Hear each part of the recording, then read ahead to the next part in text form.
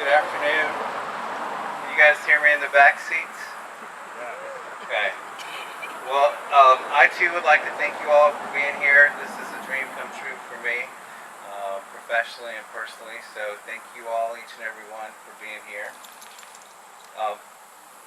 We gather here today to celebrate the deep roots of over 200 years of musical culture and history found right here along the banks of the Appomattox River.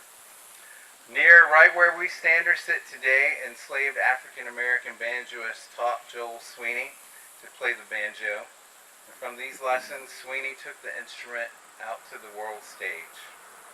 Young Sweeney's home place stood right in this very spot where we are today.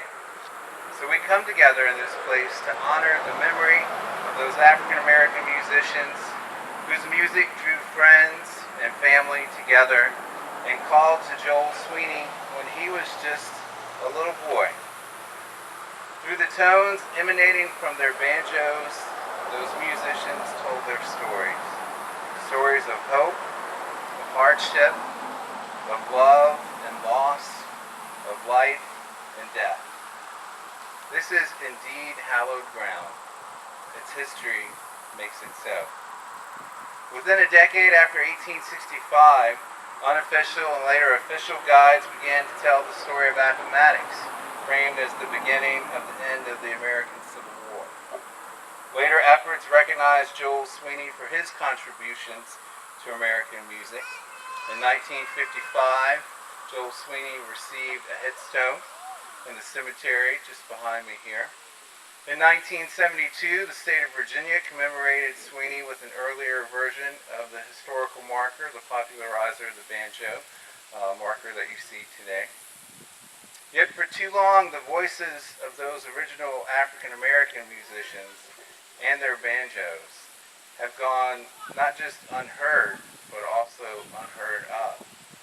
No one recorded the names of these musicians. Sure, there are faint and distant whispers of who these musicians might have been.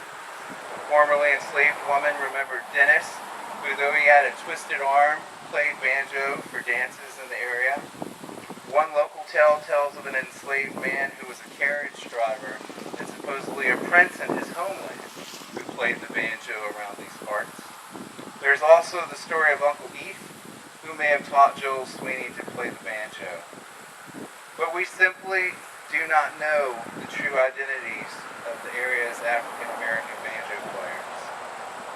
Yet the music and the spirit of these musicians traveled to the rest of the world through Sweeney's fame and performances. Although bound to the land and bound to this place and bound to other people, their banjo music traveled from here to theaters and performance halls, then on to the homes, phonographs, radios, and now streaming music services throughout America and beyond. The contributions made by these musicians to the musical landscape of America is a well from which so many genres of American music continue to draw deeply from and will continue to draw deeply from for generations to come. Ragtime, string band, vaudeville, country, the blues, jazz, bluegrass, hip-hop, all grew from the seeds that these African-American musicians and their banjos planted.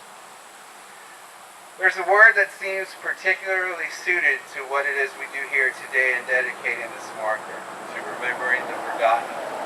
It's a word from the Akan people of Ghana. The word is Sankofa. The literal translation of this word is said to mean, it is not taboo to fetch what is at risk of being left behind. Often it's also translated as, go back and get it. Indeed, it is not taboo, but it is rather necessary for us to fetch what is at risk of being left behind. So today, we go back and get it. And we say thank you to all the unknown musicians whose music joins together to make up the American Symphony. And thank you all again for being here.